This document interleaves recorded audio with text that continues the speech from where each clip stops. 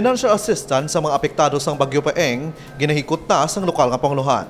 Samtang Iloilo City Government nag-benchmarking sa syudad sang Mandaue para mapaayo ang EBPLS. Kapin 11 milyones pesos ang kinahanglanon nga pondo para sa financial assistance ginughatag sang lokal nga panguluhan sang syudad sang Iloilo para sa mga pamuluyong apektado sa nagligad nga bagyo. Suno kay Mayor Jared Treñas, ang pondo ang gikan sa rekomendasyon sang CDRR Council base sa nangin assessment sa epekto sang bagyo. Nahibaluan, kalabanan sa mga nagkalaguba nga balay ang nahamtang sa coastal barangays, gani ini sila ang makabaton sang bulig. Na-aprobahan na sang Biyernes ang City Disaster Risk Reduction Council ang pondo to nga kinahanglan, I think almost 11 million. Ang resolution pirmahan ko, padala na sa City Council. Hindi na gali pagpadala sa City Council, no? Once approved na kay na aprobahan naman na may state of calamity na kita kay Presidente. I-finalize na lang ang resolution tapos payroll na. Release na yun. Una diri, nagpagawa sang bando ang national government para sa deklarasyon sang state of calamity sa mga rehiyon nga naapektuhan sang Bagyong Paeng.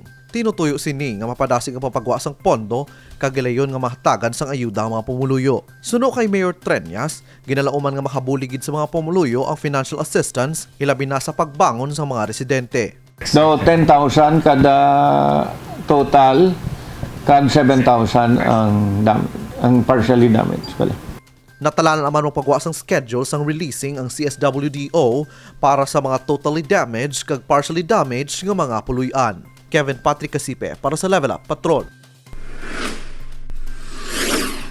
Nangin mabinungahon ang pagbisita sang pila ka mga Iloilo City Government employees sa syudad sang Mandaue, Cebu. Katuyuan sa pagbisita mo ang benchmarking kung paano ginpatigayon ang EBPLS o kon Electronic Business Permits and Licensing System. Suno kay Mayor Jared Treñas, gintunaan sang taga-syudad ang ila sistema para ini ang mapatuman man sa Iloilo City. Ang PCCI nga competitiveness, ginatagan kita special citation. Pero ang nagdaog dito ang Mandaue. And that is the reason why I sent Vilma and a group of pila ka mo ni Bing, no? 9. So may lawyer, may iban pa to na para matanaw to kung ano ginobran nila to sa Mandaue nga nang number 1 sila. Kag kita why nakakuha. Pinaagi sa EBPLS, ginapahapos ang registration pati ang pagbayad sa mga negosyante sang ila permits. Hindi na kinahanglan pa magpila sa Iloilo City Hall bangod may yara na sang mga off-site payment sa mga naglain-lain nga mga malls. Igalunsar sang Iloilo City Government ang EBPLS sa masunod nga bulan kag ipatuman naman sa Enero kadungan sang renewal sang permits. Nagapati si Mayor Treñas ng ini ang sabat para sa madasig nga proseso kag hindi na mangin perwisyo sa mga negosyante. So that mabalaan nyo kung ano ang matabo sa aton diri sa city, especially may ara na kita mga off-site payment centers. We are going to use that as the areas where the business owners will be able to register their businesses. Para nga mas madasig pagid ang pagbayad sang tanan kag mas mapos ang mag-deal sa gobyerno.